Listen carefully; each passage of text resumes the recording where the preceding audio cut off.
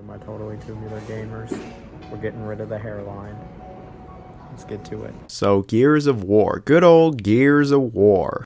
More like Tears of War. I tell you, there's not many third-person shooters I like more than Gears of War. Now, a few years ago, I actually ranked every Gears of War game from worst to best, and I still stand by that video. I don't think it needs to be remade. But you know what's been remade several times over now? The original Gears of War.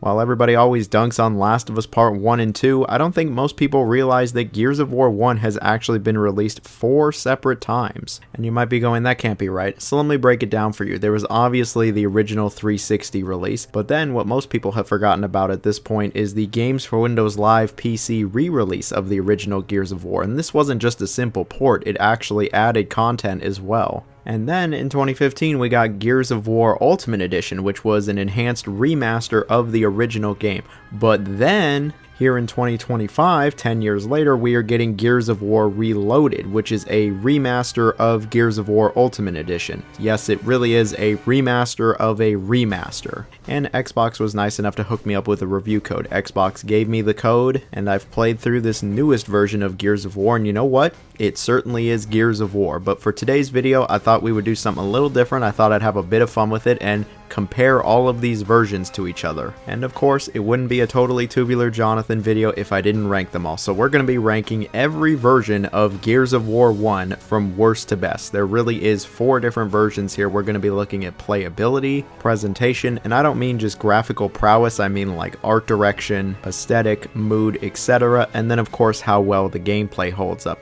Despite this being 4 different versions of the same game, they are not all identical. And if you've played every version, you'll know exactly what I mean. And if you're somebody who's never played Gears of War before, well, this is a great way to see which version of the original game should you play. I gotta say though, if they're gonna remaster any more Gears of War games, I really would like them to remaster Gears 2 or 3. I would argue that both of those are actually better than the original, but we just can't seem to get a re-release for this series that isn't the original. So with that, please like, share, comment, subscribe. Let me know down below if you're getting this newest version of Gears of War, maybe if you played Gears like 20 years ago, or if you'd rather see me talk about a certain other GOW series. Anyway, let's get to it. The real question, of course, now is, what is the worst way to play the original game? How should you absolutely not play the original Gears of War? This probably comes as no surprise, but the worst way to play the original Gears of War is the Games for Windows Live version, the initial PC re-release that came out like a year after that original 360 release. There is barely any footage of this version online, so I apologize for what you were seeing on screen. I'll try to keep things brief here. I actually did play this version of Gears of War back in the late 2000s, and I remember hating one very key aspect of this version, and this would end up being kind of the nail in the coffin for this version in its entirety, and that's Games for Windows Live. Now, if you don't remember Games for Windows Live, it was just this awful, horrible, atrocious DRM made by Microsoft for their PC games. It's essentially a game client, and you would have to verify that you own the game through the client with like a CD key and everything, and I remember thinking this was so annoying when I played it back in the day, and it's actually what's holding this entire version back, because Games for Windows Live was shut down many years ago, and this game was completely forgotten about. If you want to try to play this game today, I'm pretty sure you're up shit creek. Unless you want to go sailing the 7 seas and finding a crack for this original PC version, I don't think there's a way to actually prove you own the game. The game will just not let you play it. There's no like offline mode or anything like that. And since you obviously can't connect to the original server, you're just kind of fucked. There might be a patch that gets around this. I know there are for a few other games that use Games for Windows Live, but I would be very surprised if this game got a patch, especially because there are other versions of this game that are on PC. But I do remember this version of the game not being the best. It was pretty close to the Xbox 360 version, but man, I remember this game just ran like shit on my laptop back in the day. Yeah, it was running Windows Vista, which is a horrible operating system, and my laptop obviously wasn't the most powerful, but this game just ran like straight dookie. Like, it was going down my leg, it stunk hella bad, it was warm and sticky, and you know what? We don't need to go any further than that for me to describe to you how bad this PC version ran. There was some extra content here. They added 3 multiplayer maps and there was 5 extra chapters, but I very much remember these chapters not being really anything special. I remember you fight a Brumac, and they kind of felt like they were just slotted in, thrown in there for the sake of some kind of bonus being thrown in there. But again, all of this doesn't really matter since the game is virtually unplayable. You'll have to put some serious work in, some some real elbow grease if you want to play this game in 2025, and I can't see anybody doing that. Unless you've got a massive, throbbing, raging erection for Games for Windows Live, I think this version is best forgotten about. And if you do, you probably should get that checked out. And that's why I think the Games for Windows Live version is number 4 in the ranking. And then here we have the original, the very first release of Gears of War for the Xbox 360 in 2006. Now, I absolutely remember when Gears of War was at its peak, when it was in its heyday, and I don't think anybody could ever forget the marketing campaign that the original game had. It's one of the most iconic marketing campaigns of any video game, and it really just added to the aura of the original Gears. And you know, all these years later, I think the game is still pretty good. Obviously, the original game has aged in a number of different ways, but the game is still very much playable to this day. First off, it actually just works. You can buy the game and put it into your console and the game plays, so that immediately puts it ahead of the Games for Windows Live version.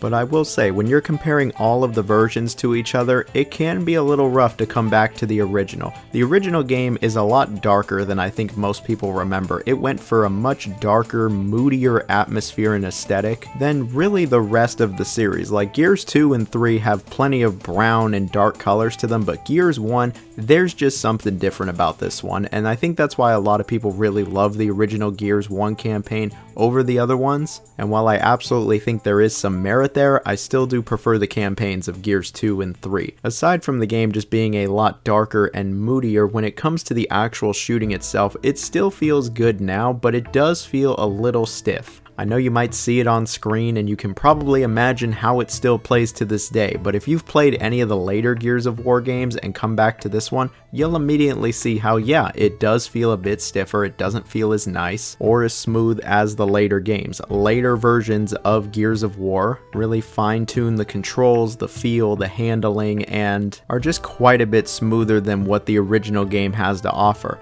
No slight to the original game, do not get it twisted, it still does feel good. It's just the other versions don't feel good, they feel great, and they certainly feel more consistent with later Gears games. Speaking of consistency, that really brings us to our next point. The AI and the game's difficulty as a whole. Coming back to the original game, I was taken a little aback with just how stupid your allies are. From time to time, their AI is just fucking terrible. Dom, more like Dom ass. I don't know what this idiot was doing. It felt like he was running all over the place doing everything but shooting at the enemies. And sometimes the enemies are just dumb as fuck also, and I'm like, what is even going on here? And all of this can actually affect the game's overall difficulty, especially if you're playing by yourself, you don't have any real humans playing with you. The original version of the original game can actually be a bit more difficult than you might remember. And more often than not, it feels like you're just going one-man army against the Locusts. Like, yeah, you do have allies, but they're about as useful against the Locusts as calling their mother fat. Now, I'm not sure how to properly transition to that, so I'll just say we're transitioning to the next point.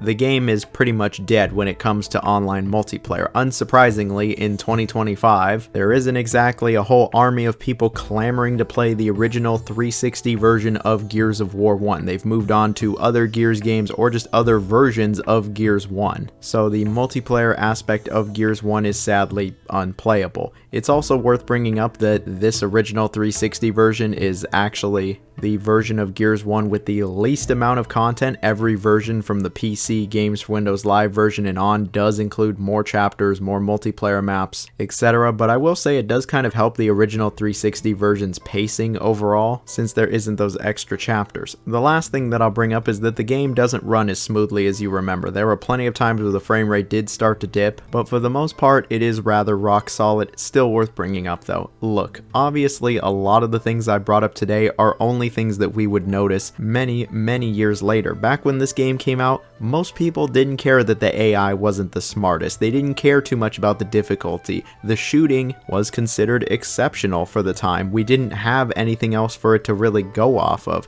The multiplayer was far from dead, and people absolutely loved the aesthetic. And I'm not taking away from this original version's release. It was a goddamn revolution is what this original release was. It's just, if you're comparing all the versions of Gears of War 1, I think there are better ways to play Gears of War 1. I think that this is still perfectly fine, and you're still getting a more than serviceable version of the original game. It's just, in 2025, there's better versions of Gears 1. Yeah, the original game's got its own quirks, I really like the dark aesthetic, and there's just something about booting this game up on an Xbox 360 that hits different. But as time passes on, better ways to play this original game have shown up. And that's why I think the original version is number 3 in this ranking.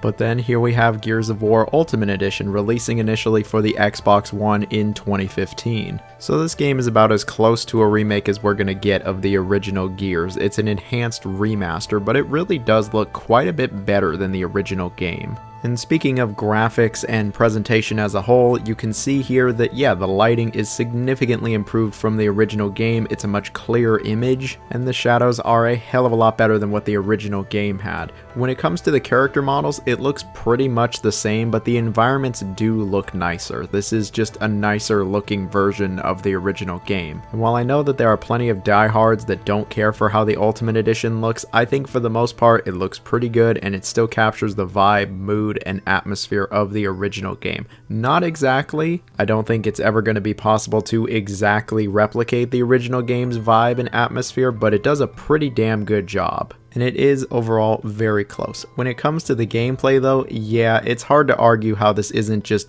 better than the original. It feels better, it controls better, it handles a lot better, it's smoother. The game in general is smoother since it has a more consistent frame rate. While all of the weapons handle pretty much the same, the game just feels a bit nicer than it did before. It feels more in line with Gears 2 and 3, and it's not clunky in any way, shape, or form. Like, it feels great. It feels just how you remember it, and it's absolutely one of those cases of if it ain't broke, don't fix it. They didn't change the fundamentals here, they didn't fuck with what didn't work, they just tuned it up a little bit. And it's arguably the best feeling Gears game to date. Like, it really does feel nice, and the gameplay is just as satisfying and enduring as it's always been. I really don't got any more to say about the actual moment-to-moment gameplay. It's tried and true Gears. But when it comes to the content on offer, Ultimate Edition does add a few extra things. Remember how I talked about the games for Windows Live version including some extra levels? Well, they're here in this new version. For the first time on a console at least, you can play these extra little levels, and yeah, they're just as good as they were before. They feel a little better implemented than the original version. I can't exactly say why that is. Maybe it's just because it was the second time around, but they didn't feel as shoehorned in. But yeah, the campaign is around an hour to an hour and a half longer than the original 360 version. You know what?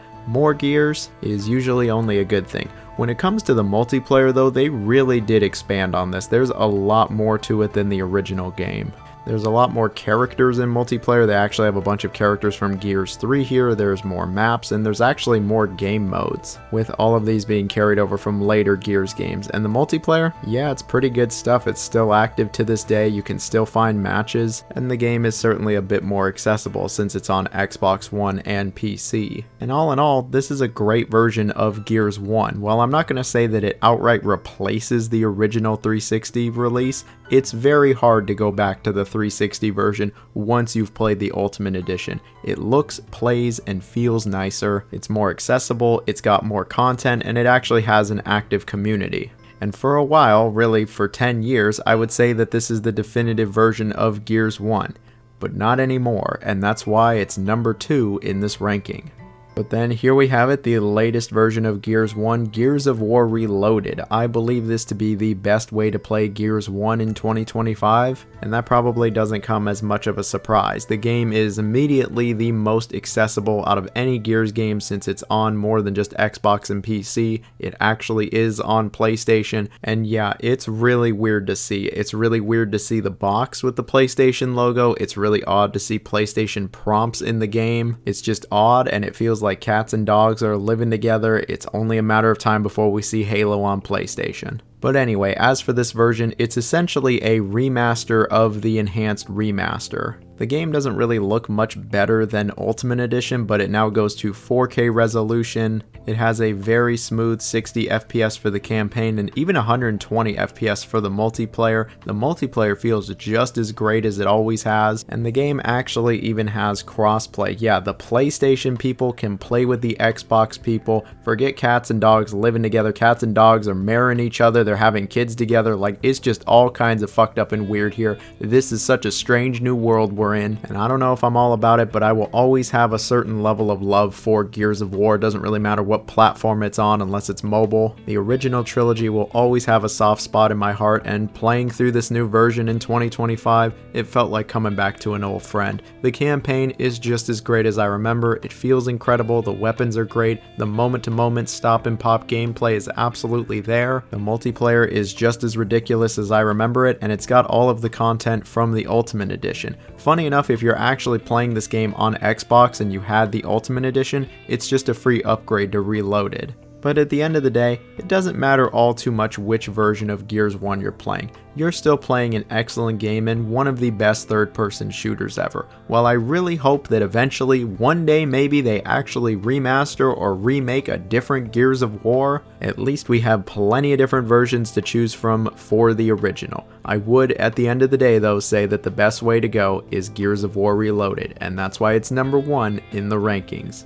Well, that's it for today's video. I don't know how I went over 15 minutes talking about all the different versions of Gears of War 1, but here we are. The game is great, I love Gears, and if you made it to this part of the video, I'd love to know what version of Gears 1 you've played in the past. You'll get a heart from me, and if it's none of them, then you can tell me which version you'd like to play. Or if you don't give a shit about Gears of War and you made it to this part of the video, well, I guess peak flies the word. Anyway, see y'all later, stay safe, bye bye.